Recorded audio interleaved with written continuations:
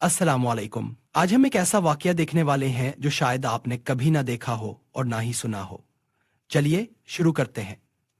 खलीफा Umar bin Khattab की जिंदगी की सबसे बड़ी अचीवमेंट्स में से एक पता है क्या था? फिरौनों के मुल्क इजिप्ट को फतह करना, जो उस जमाने की दुनिया में सबसे ताकतवर और रिच इलाका था और जिसे फतह करने के बाद पूरी खिलाफत में मुसलमान जश्न मना रहे थे। लेकिन जैसे ही मुसलमानों ने इजिप्ट को फतह किया, ये एग्जैक्ट वही टाइम था कि जब यहां से बहुत दूर मुसलमानों के जनरल और अल्लाह की तलवार खालिद बिन वलीद अपने मौत के बिस्तर पर आखिरी सांसें ले रहे थे। But wait, let's go back. इस सबसे 4 साल पहले खलीफा उमर ने खालिद बिन वलीद को मुसलमानों की फौज से निकालकर उन्हें खिलाफत की हर पोस्ट से दूर रहने का हुक्म दिया था,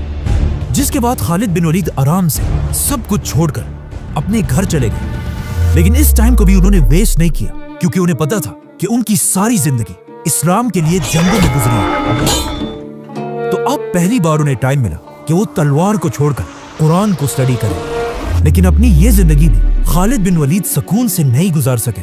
क्योंकि फौज से निकलने के कुछ ही अरसे बाद एक बहुत बड़ी बीमारी ताउन की वजह से खालिद बिन वलीद के ऑलमोस्ट सारे बेटे उनकी आंखों के सामने फौत होने लगे। मतलब खालिद बिन वलीद को जिंदगी के आखिरी हिस्से में अपने सारे जवान बेटों के मरने का गम देखना पड़ा और उनके सिर्फ 3 ही बेटे जिंदा रहे, जिनमें से एक बाद में खलीफा अली रज़ियल्लाहु अन्हु की फौज में जंगे सिफ़ीन के दौरान शहीद हो गए। खालिद बिन वलीद की वफात से पहले लोग दूर दूर से आकर उनसे आखिरी बार मिलने लगे, जिनमें से एक बहुत ही क्लोज फ्रेंड जब खालिद बिन वलीद से आकर मिले तो खालिद बिन वलीद ने उसे अपने जिस्म पर लगे जख्म दिखाए और उससे पूछा कि क्या तुम्हें मेरे जिस्म पर ऐसी कोई भी जगह नजर आ रही है जिस पर तलवार या नेज़े का कोई जख्म ना हो। उस शख्स ने हैरान होकर कहा कि वाकई आपका जिस्म तो पूरा का पूरा जख्मों से भरा हुआ है। जिस पर खालिद बिन वलीद ने अपने इस दोस्त से कहा कि क्या इन जख्मों को देखकर तुम्हें समझ नहीं आ रही कि मैंने हर जंग में शहीद होने की बहुत कोशिश की है, कि मैं तो अकेले अपने घोड़े के साथ हजारों की फौज के अंदर घुस जाता था, लेकिन फिर भी मुझे कोई ना मार सका और आज मैं यहाँ एक बीमार ऊंट की तरह अपने बिस्तर पर शर्म के साथ मर रहा हूं। जिस पर उनके दोस्त ने कहा कि क्या मतलब, आपको पता नहीं है जब रसूलुल्लाह सल्लल्लाहु अलैहि वसल्लम ने आपको सैफुल्लाह, अल्लाह की तलवार का टाइटल दिया था, उसी वक्त ये बात क्लियर हो चुकी थी कि आपको अल्लाह की तलवार खालिद बिन वलीद को कोई भी किसी भी जंग में तोड़ नहीं सकता। ये सुनकर खालिद बिन वलीद के दिल को आखिर थोड़ा सुकून मिला और वो आराम से अपने बिस्तर पर लेट गए। और इसके कुछ ही अरसे बाद इस्लाम के तारीख के सबसे बड़े जनरल, रोमन और पर्शियन एम्पायर की ताकत को तोड़ने वाले, दमिश्क और जेरूसलम को फतह करने वाले और यमामा और यरमूक जैसी अजीम जंगें जीतने वाले अल्लाह की तलवार खालिद बिन वलीद अपने छोटे से घर में सिर्फ एक घोड़ा और कुछ तलवारें छोड़कर इस दुनिया से चले गए। May peace be upon him. Khalid bin Waleed Syria की सिटी होम्स में फौत हुए थे, जहां पर आज तक उनकी खबर है। लेकिन खालिद बिन वलीद के मरने की खबर बिल्कुल एक आग की तरह पूरी खिलाफत में फैल गई और जैसे ये खबर मदीना तक पहुंची, मदीना के हर गली से चीखने की आवाजें आने लगी और वहां की औरतें इस अजीम जनरल की डेथ पर जोर जोर से रोने लगी।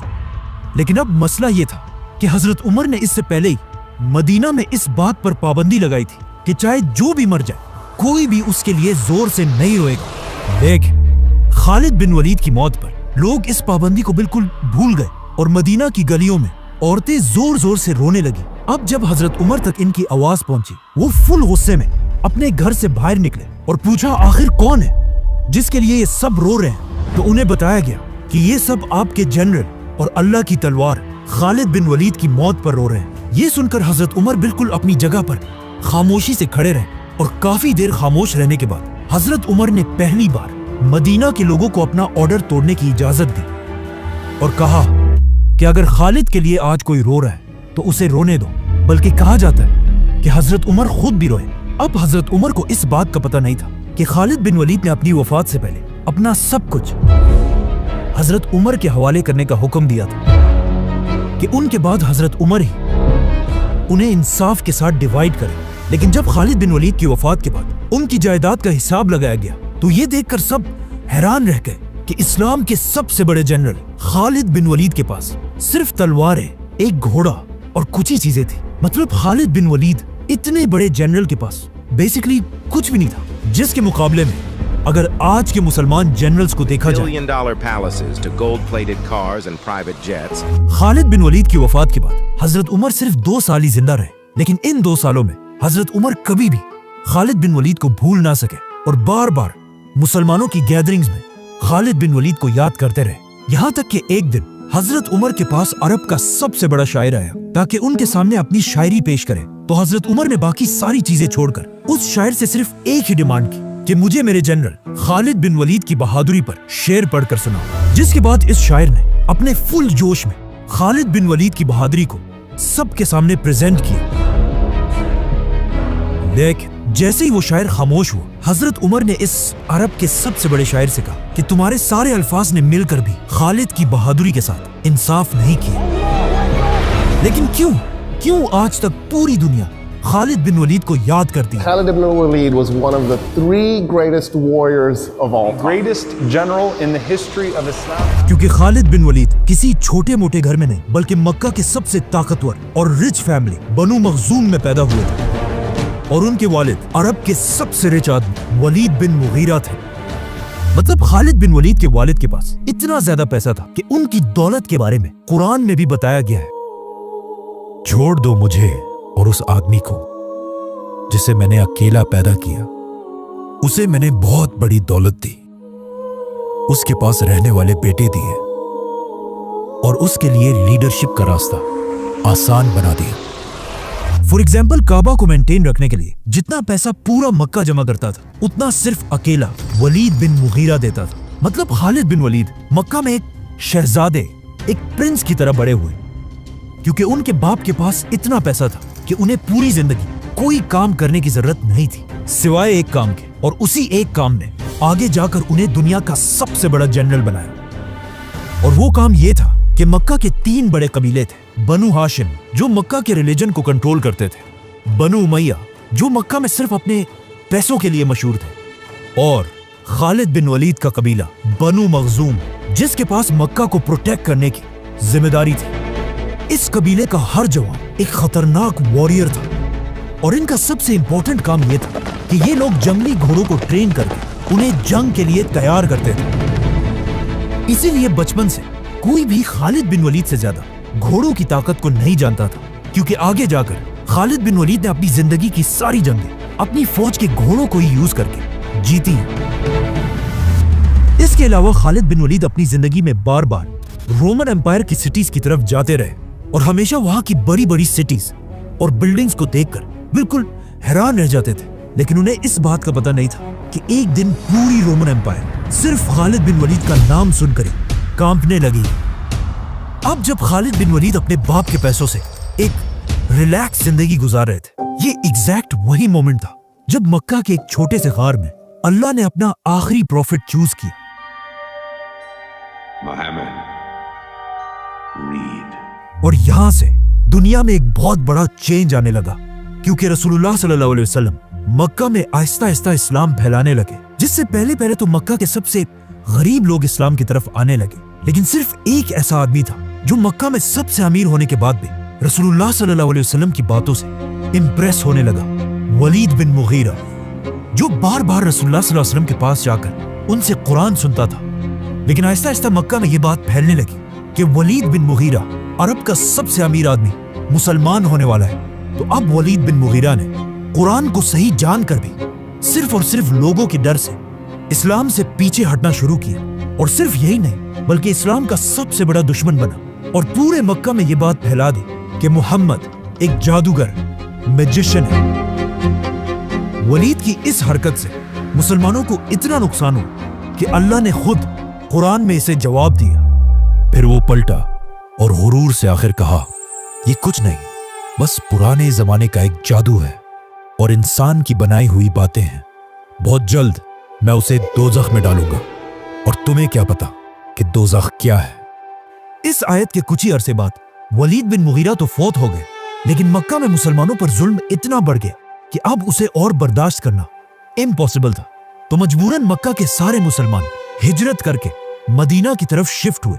और यहाँ पर इस्लाम की पहली रियासत बनाने लगे। अब जब मुसलमान यहाँ मदीना में थे तो वहाँ खालिद बिन वलीद पता नहीं किस काम से अरब को छोड़कर कहीं बाहर गए थे, और जब अपने सारे काम पूरे करके वापस मक्का की तरफ आए तो उन्होंने देखा कि यहाँ तो सब बदल चुका है। मतलब मक्का के हर घर से रोने और चीखने की आवाजें आ रही थी। और जब खालिद बिन वलीद ने पूछा तो उन्हें उनके खानदान वालों ने बताया कि आप जब यहाँ नहीं थे तो यहाँ मक्का और मदीना वालों की एक बहुत बड़ी जंग हुई है, जंगे बदर, जिसमें उन्होंने हमारे खानदान के सरदार अबू जहल और तुम्हारे 25 कजिन्स को मार डाला है। और सबसे बड़ी बात यह है कि मुसलमान तुम्हारे बड़े भाई वलीद बिन वलीद को भी गिरफ्तार कर चुके हैं। यह सुनकर खालिद बिन वलीद को इतना गुस्सा आया कि वो सीधा अबू सुफियान के पास गए और वहां पर मक्का के सारे बड़ों ने मिलकर मुसलमानों से बदला लेने की कसम खाई। जिसके बाद खालिद बिन वलीद अपने भाई को आजाद कराने के लिए मदीना की तरफ आए, जहां पर उन्होंने देखा कि मुसलमानों ने कैदियों के लिए एक बहुत ही अजीब सिस्टम बनाया। मतलब जिसके पास जितनी ताकत होगी उससे उतने ही पैसे लेकर उसे आजाद किया जाएगा। मतलब किसी से 1000 और किसी से 2000 दिनार, और जिसके पास पैसे ही ना हो मुसलमान उसे सिर्फ इस शर्त पर आजाद कर रहे थे कि वो 10 मुसलमान बच्चों को पढ़ना लिखना सिखाए। लेकिन जैसे ही खालिद बिन वलीद वहां पहुंचे तो उन्हें पता चला कि मुसलमानों ने उनके भाई वलीद बिन वलीद की कीमत सारे कैदियों में सबसे ज्यादा लगाई थी, 4000 गोल्ड कॉइन्स, जो आज करोड़ों रुपए बनते हैं। ये प्राइस वहां बैठे सारों के लिए बहुत ही शॉकिंग प्राइस थी, लेकिन खालिद बिन वलीद के लिए ये कुछ भी नहीं थी। उन्होंने ये सारे पैसे मुसलमानों को अदा किए और अपने भाई को आजाद करके वापस मक्का की तरफ रवाना हुआ। और उनका ये ख्याल था कि मक्का पहुंचकर लोग उनको बहुत जबरदस्त तरीके से वेलकम करेंगे। लेकिन मक्का पहुंचने से पहले ही एक रात इन्होंने रास्ते में गुजारी और अगली सुबह खालिद बिन वलीद ने उठकर देखा कि उनके भाई वलीद का बिस्तर बिल्कुल खाली है और उसके बिस्तर पर एक लेटर पड़ा हुआ है जिस पर लिखा था, खालिद, मैं तुम्हें बताए बगैर इस्लाम कबूल करके वापस मदीना जा चुका हूं, क्योंकि मैंने वल्लाह अपनी पूरी जिंदगी में मोहम्मद जैसा इंसान कभी नहीं देखा। और ऐसा मैंने पहले इसलिए नहीं किया कि लोग ये ना समझे कि मैंने कैद के डर से इस्लाम कबूल किया हो। और अब जब तुमने मुझे आज़ाद करा लिया है तो मैं वापस जाकर एक आज़ाद इंसान की तरह अपनी मर्जी से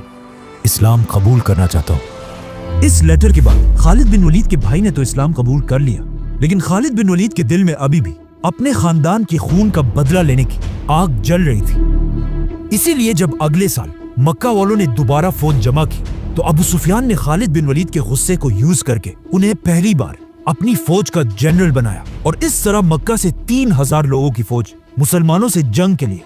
मदीना की तरफ रवाना हुई। लेकिन मदीना पहुंचने से पहले 1000 मुसलमान ओहद के पहाड़ के पास उनका इंतजार कर रहे थे। 1000 वर्सेस 3000, मतलब मुसलमानों को अपने से 3 गुना बड़ी फौज के साथ लड़ना था, जो ऑफ कोर्स एक बहुत मुश्किल काम था।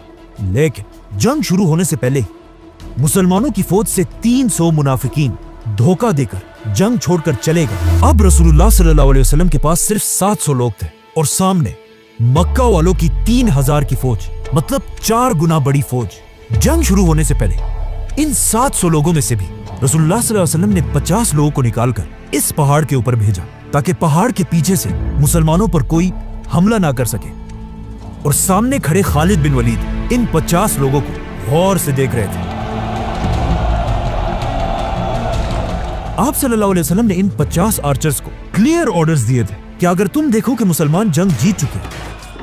तुमने पहाड़ से नहीं उतरना, और अगर तुम देखो कि मुसलमान जंग हार गए और हारने के बाद परिंदे उनके जिस्मों का गोश्त खा रहे हैं, तब भी तुमने पहाड़ से नहीं उतरना। इसी के साथ जंगे ओहद शुरू हुई। जैसे ही जंग शुरू हुई, मुसलमानों में इतना जज्बा था कि वो आसानी से मक्का की फौज को पीछे धकेलने लगे। और कुछ ही देर के जंग के बाद ऐसे लगने लगा कि मुसलमान आसानी से ये जंग जीत जाएंगे, जिसे देखकर मक्का की फौज आहिस्ता आहिस्ता जंग से भागने लगी। इवन उनका लीडर अबू सुफियान जान बचाकर भागने लगा। भागते भागते अबू सुफियान ने खालिद बिन वलीद से कहा कि तुम क्यों अपनी जगह पर खड़े हो, جاؤ اور حملہ کرو. لیکن خالد بن ولید بالکل اپنی جگہ پر کھڑے رہے, کیونکہ انہیں پتا تھا کہ جب تک یہ 50 آرچرز اس پہاڑ پر کھڑے ہیں یہ جنگ جیتنا امپاسبل ہے. آخر مسلمانوں کی فوج مکہ والوں کو جنگ کے میدان سے اتنا دور لے آئی کہ پہاڑ پر کھڑے آرچرز کو لگا کہ اب تو ہم جنگ جیت چکے. تو ان میں سے بہت سارے اپنی پوزیشن کو چھوڑ کر پہاڑ سے نیچے اترے اور دشمنوں کا چھوڑا ہوا مال جمع کرنے لگے. ناؤ جیسے ہی خالد بن ولید نے ان آرچرز کو پہاڑ سے نیچے اترتے ہوئے دیکھا, انہیں سمجھ آ گئی کہ اٹس ناؤ اور نیور. اسی کے ساتھ خالد بن ولید نے اپنے گھوڑوں کو ریڈی کیا اور پہاڑ کے پیچھے سے مسلمانوں پر حملہ کر دیا. اب جب مسلمان ان دونوں فوجوں کے درمیان پھنس گئے, اس سے مسلمانوں کو بہت نقصان ہوا اور بڑے بڑے صحابہ شہید ہو گئے, جن میں سب سے بڑے صحابی تھے حضرت حمزہ. اس جنگ میں مسلمانوں اور مکہ والوں دونوں کو بہت نقصان ہوا, لیکن یہ بات سب جان گئے کہ خالد بن ولید ایک بہت ہی خطرناک جنرل ہے, اور مکہ والوں نے بھی خالد بن ولید کو بالکل ایک ہیرو کی طرح ویلکم کیا. لیکن اب جب خالد بن ولید اپنے خاندان کے خون کا بدلہ لے چکے تھے تو اب ان کے پاس مسلمانوں سے لڑنے کی کوئی خاص وجہ تھی نہیں. اسی لیے احد کے بعد خالد بن ولید خندق کی جنگ میں بھی موجود تھے, لیکن ان کے ہوتے ہوئے بھی مسلمان وہ جنگ جیت گئے. اس سب کے بعد آخر ایک ایسا ٹائم آیا جس سے خالد بن ولید کو بھی سمجھ آئی کہ دنیا کا سب سے بڑا اسٹریٹجسٹ وہ نہیں بلکہ اس وقت ان کے دشمن رسول اللہ صلی اللہ علیہ وسلم ہے. کیونکہ ایک دن جب خالد بن ولید مکہ میں تھے تو اچانک مکہ میں یہ خبر پھیلی کہ ہزاروں مسلمان مدینہ سے عمرہ کرنے کے لیے مکہ کی طرف بڑھ رہے ہیں. اینڈ آف کورس یہ سنتے ہی مکہ والوں نے اپنے بیسٹ جنرل خالد بن ولید کو مسلمانوں کو روکنے کے لیے بھیجا. خالد بن ولید اگین اپنے گھڑ سواروں کو لے کر فل سپیڈ مسلمانوں کی طرف پہنچے, لیکن وہاں پہنچ کر انہوں نے دیکھا کہ صرف تھوڑے مسلمانوں کے سوا یہاں کوئی نہیں ہے. جب انہوں نے پوچھا تو انہیں بتایا گیا کہ آپ رسول اللہ صلی اللہ علیہ وسلم کے ٹریپ میں پھنس چکے اور وہ خود باقی مسلمانوں کے ساتھ پہاڑوں کے راستے سے جا کر بالکل مکہ کے دروازے کے باہر کھڑے ہیں. ناؤ یہ تاریخ میں پہلی اور آخری دفعہ تھا کہ کسی نے خالد بن ولید جیسے جنرل کو اپنے ٹریپ میں پھنسایا ہو, اور اس واقعے کے بعد خالد بن ولید رسول اللہ صلی اللہ علیہ وسلم سے اپنی دشمنی ختم کر کے ان کی پرسنالٹی سے انسپائر ہونے لگے. مطلب صلح حدیبیہ کے بعد خالد بن ولید کی سوچ اسلام کے بارے میں اتنی بدل چکی تھی کہ ایک دن مکہ کے سارے بڑے لیڈرز کے سامنے خالد بن ولید نے بیٹھ کر کہا کہ تم لوگوں نے جو کہنا ہے کہو, لیکن ایسا ہو ہی نہیں سکتا کہ محمد جیسا ذہین آدمی کوئی جادوگر یا جھوٹا ہو. یہ ایک بہت ہی عجیب بات تھی, اور وہاں بیٹھے سارے لوگ بھی یہ سن کر شاکڈ رہ گئے, کیونکہ سب سے پہلے آپ صلی اللہ علیہ وسلم کو ایک جادوگر خود خالد بن ولید کے والد ولید بن مغیرہ نے کہا تھا, اور آج ان کے مرنے کے بعد ان کا بیٹا خالد بن ولید خود اپنے باپ کی کہی ہوئی ساری باتوں کو سب کے سامنے ڈینائی کر رہا تھا. اسی طرح آہستہ آہستہ خالد بن ولید اسلام کی طرف اٹریکٹ ہونے لگے, اور اوپر سے ان کے بھائی ولید بھی بار بار مدینہ سے ان کی طرف لیٹرز بھیجتے رہتے تھے اور انہیں مدینہ کی زبردست ریاست کے بارے میں بتاتے رہتے تھے. یہاں تک کہ آخر ایک دن مدینہ میں رسول اللہ صلی اللہ علیہ وسلم نے خود خالد بن ولید کے بھائی سے پوچھا کہ خالد کدھر ہے. خالد بن ولید جیسے ذہین انسان کو اب تک اسلام کی طرف آ جانا چاہیے تھا. یہ سنتے ہی خالد بن ولید کے بھائی ولید نے فل سپیڈ بھاگ کر اپنے بھائی کی طرف لیٹر بھیجا اور لکھا کہ خالد اب تو اپنی آنکھیں کھولو, آپ صلی اللہ علیہ وسلم سے تمہاری تعریف سنی تو اب اور دیر مت کرو اور اسلام قبول کر لو. اپنے بھائی کا یہ لیٹر پڑھ کر خالد بن ولید سوچنے لگے کہ میں نے احد کی جنگ میں مسلمانوں پر کتنا ظلم کیا, اور پھر بھی آپ صلی اللہ علیہ وسلم وہ سب معاف کر کے مجھے اسلام کی طرف بلا رہے ہیں. تو اب خالد بن ولید مدینہ کی طرف جانے کی تیاری کرنے لگے. تو مکہ کے لیڈر ابو سفیان نے آ کر خالد سے پوچھا کہ کیا یہ سچ ہے تم ہمیں چھوڑ کر محمد کی طرف جا رہے ہو؟ تو آف کورس خالد بن ولید کسی کے باپ سے ڈرتے تو نہیں تھے, تو انہوں نے کہا ہاں یہ سچ ہے. اس پر ابو سفیان نے اپنی تلوار نکالی, لیکن خالد بن ولید کے پاورفل خاندان بنو مخزوم نے انہیں بچا لیا, اور اس طرح خالد بن ولید مکہ میں سب کو بتا کر رسول اللہ صلی اللہ علیہ وسلم کی طرف روانہ ہوئے. رستے میں ان کی ملاقات فیوچر آرمی چیف عمر بن عاص سے ہوئی, جو خود بھی مکہ کے لوگوں سے تنگ آ کر اسلام قبول کرنے جا رہے تھے, اور اس طرح ان دونوں نے مدینہ جا کر اسلام قبول کر لیا. لیکن خالد بن ولید کے لیے اسلام قبول کرنے کے بعد بھی قرآن کی ان آیات کو ایکسیپٹ کرنا بہت مشکل تھا جس میں ان کے باپ ولید بن مغیرہ کو جہنم میں ڈالنے کی بات تھی. تو خالد بن ولید ایک صحابی کے پاس گئے اور انہیں کہا مجھے میرے باپ کے بارے میں آیات پڑھ کر سناؤ, اور انہیں سننے کے بعد خالد بن ولید نے کہا دوبارہ سناؤ, اور پھر کہا دوبارہ سناؤ, دوبارہ سناؤ, اور یہ آیات بار بار سننے کے بعد آخر خالد بن ولید کے دل نے ان آیات کو ایکسیپٹ کر لیا اور اس دن کے بعد ہمیشہ خالد بن ولید اپنے آپ کو خالد بن ولید نہیں بلکہ ابو سلیمان کہلانے لگے۔ ناؤ خالد بن ولید کے اسلام قبول کرنے کے کچھ ہی دنوں بعد رسول اللہ صلی اللہ علیہ وسلم 3000 کی فوج جمع کر کے پہلی بار رومن امپائر سے لڑائی کی تیاری کر رہے تھے، جسے جنگ متا کہا جاتا ہے۔ تو آف کورس بالکل ایک نیا مسلمان ہونے کی وجہ سے خالد بن ولید ایک عام سپاہی کی طرح اس فوج میں جنگ کے لیے روانہ ہوئے۔ رسول اللہ صلی اللہ علیہ وسلم نے اس فوج کا لیڈر زید بن حارثہ کو بنایا تھا اور یہ آرڈر دیا تھا کہ اگر زید بن حارثہ شہید ہو جائے تو اس کے بعد مسلمانوں کا لیڈر جعفر بن ابی طالب ہوگا، اور اگر جعفر بھی شہید ہو جائے مسلمانوں کا تیسرا لیڈر عبداللہ بن رواحہ ہوگا، اور اگر یہ تینوں جنرلز شہید ہو جائے تو پھر مسلمانوں کی مرضی ہے خود اپنا لیڈر چوز کر کے اس کے ہاتھوں میں اسلام کا جھنڈا دے گا۔ جیسے ہی مسلمانوں کی 3000 کی فوج رومن امپائر سے لڑنے کے لیے پہنچی، انہوں نے دیکھا کہ سامنے رومن امپائر کی 2 لاکھ کی فوج کھڑی ہے۔ اب کچھ ہسٹورینز کہتے ہیں کہ یہ 2 لاکھ نہیں بلکہ 1 لاکھ یا اس سے بھی کم تھے، لیکن سب یہ بات مانتے ہیں کہ رومنز کی فوج مسلمانوں سے بہت زیادہ بڑی تھی۔ رومنز کی اتنی بڑی فوج دیکھ کر کچھ مسلمانوں نے کہا کہ ہمیں جنگ نہیں لڑنی چاہیے، لیکن مسلمانوں کے تیسرے جنرل عبداللہ بن رواحہ نے کہا کہ یا تو ہم جنگ جیتیں گے اور یا شہید ہوں گے، جنگ چھوڑ کے جانے والا کوئی آپشن نہیں۔ آخر مسلمانوں نے لڑنے کا فیصلہ کیا اور جنگ کے لیے ایک ایسی جگہ چنی جو 2 بڑے بڑے پہاڑوں کے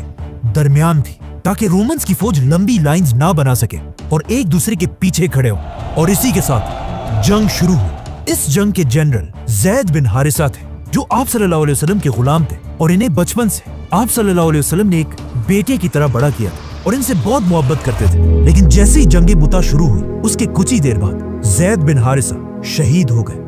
اب یہاں سے بہت دور مدینہ میں آپ صلی اللہ علیہ وسلم نے سارے مسلمانوں کو جمع کیا اور ان کے سامنے کھڑے ہو کر اپنی آنکھوں میں آنسوؤں کے ساتھ کہا کہ زید کو شہید کر دیا گیا۔ وہاں جنگ میں آپ صلی اللہ علیہ وسلم کے آرڈرز کے مطابق دوسرے جنرل جعفر بن ابی طالب جو آپ صلی اللہ علیہ وسلم کے کزن اور حضرت علی کے بھائی تھے، انہوں نے مسلمانوں کا جھنڈا پکڑ کر لڑنا شروع کیا، لیکن کچھ ہی دیر بعد جس ہاتھ سے انہوں نے جھنڈا پکڑا تھا وہ لڑتے لڑتے کٹ گیا۔ تو اب یہ جھنڈا زمین پر گرنے سے پہلے جعفر نے اسے اپنے دوسرے ہاتھ سے پکڑا، لیکن وہ ہاتھ بھی کٹ گیا اور جعفر رضی اللہ عنہ شہید ہو گئے۔ اور مدینہ میں آپ صلی اللہ علیہ وسلم نے پھر سب کو بتایا کہ جعفر بھی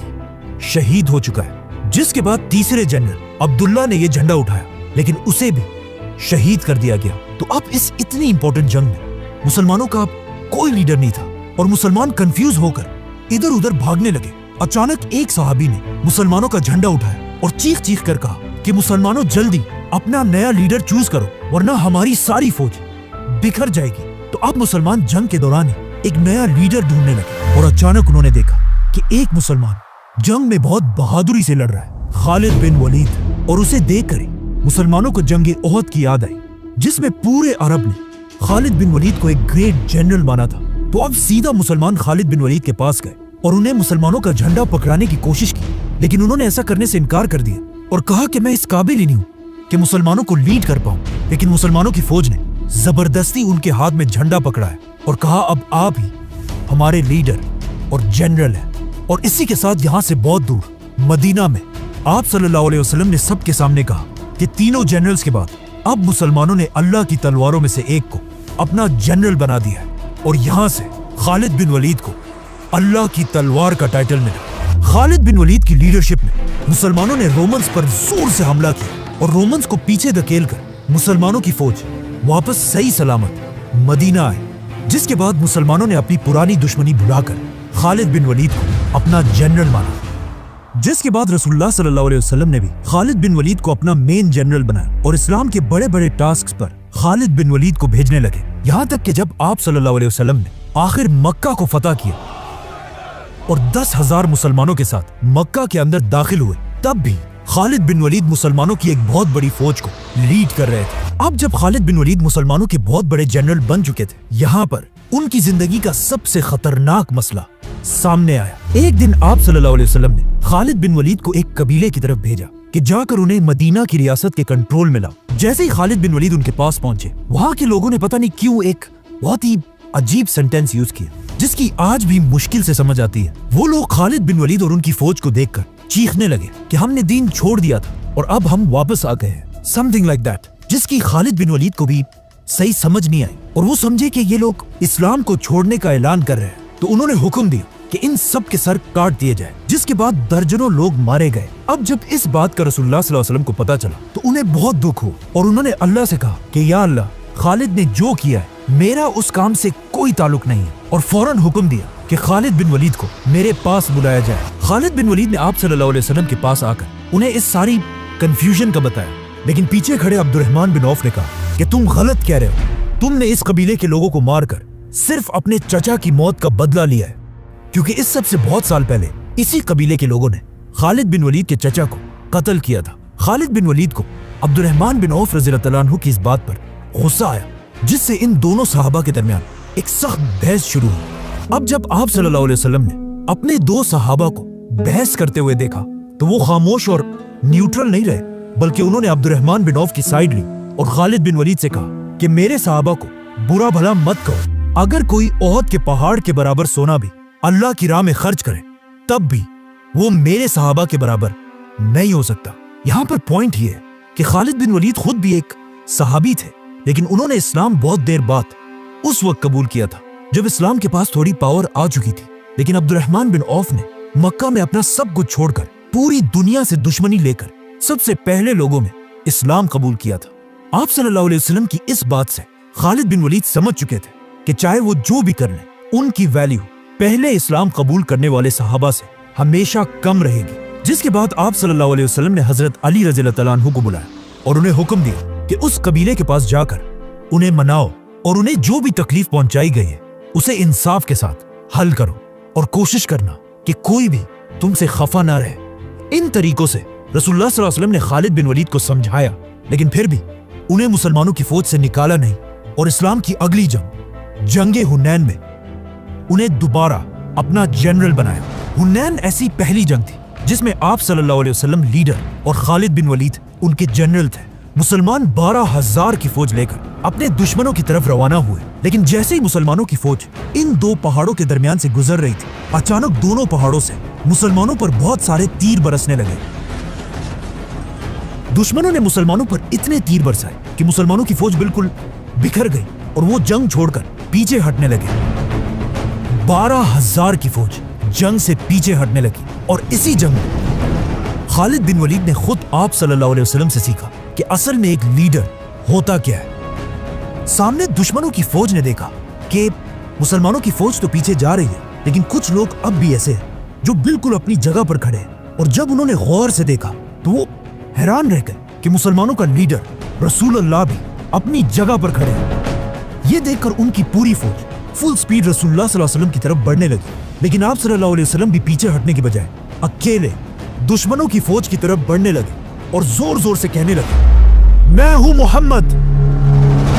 عبداللہ کا بیٹا، اور پھر تھوڑا اور آگے بڑھ کر کہا، میں اللہ کا نبی ہوں، کوئی جھوٹا نہیں، اور میں عبد المطلب کا بیٹا ہوں۔ مسلمانوں کی فوج رسول اللہ صلی اللہ علیہ وسلم کی اس بہادری کو دیکھ کر شرمندہ ہوئی، جس کے بعد انہوں نے دشمن پر ایسا حملہ کیا کہ کچھ ہی دیر میں یہ جنگ مسلمان جیت گئے۔ اس جنگ کو دیکھ کر کلیئرلی پتا چلتا ہے کہ یس، خالد بن ولید ایک بہت بڑے جنرل تو تھے، لیکن آپ صلی اللہ علیہ وسلم کے سامنے وہ، جس کے بعد اپنی زندگی کے آخری دن تک آپ صلی اللہ علیہ وسلم نے خالد بن ولید کو مسلمانوں کی فوج کے جنرل کے پوسٹ پر رکھا، لیکن آپ صلی اللہ علیہ وسلم کے فوت ہوتے ہی عرب کے بہت سارے قبیلوں نے اسلام سے بغاوت کر دی، جن میں سے کچھ اپنے آپ کو نبی بھی کہنے لگے اور کچھ نے زکات دینے سے انکار کر دیا۔ تو اب اسلام کے پہلے خلیفہ حضرت ابو بکر کو ایک ایسے آرمی چیف کی ضرورت تھی جو پورے عرب کو اسلام کے کنٹرول میں لا سکے۔ تو انہوں نے خلیفہ بننے کے کچھ عرصے بعد خالد بن ولید کے بیسٹ فرینڈ عمر بن عاص کو اپنے پاس بلایا اور ان سے پوچھا کہ مجھے خالد کے بارے میں بتاؤ، یہ کیسا آدمی ہے؟ تو عمر بن عاص نے خلیفہ سے کہا کہ خالد جنگوں کا ماسٹر اور موت کا دوست ہے، اس میں شیر کی طرح بہادری ہے اور ایک بلی کی طرح صبر۔ یہ سنتے ہی خلیفہ ابو بکر نے خالد بن ولید کو مسلمانوں کی پوری فوج کا پہلا آرمی چیف بنایا اور انہیں حکم دیا کہ پورے عرب کو اسلام کے کنٹرول میں لاؤ۔ سبسکرائب۔ آج کے لیے بس اتنا ہی، پھر کبھی ملتے ہیں ایک اور واقعے کے ساتھ۔ تب تک کے لیے اللہ حافظ۔ Please like, share and subscribe.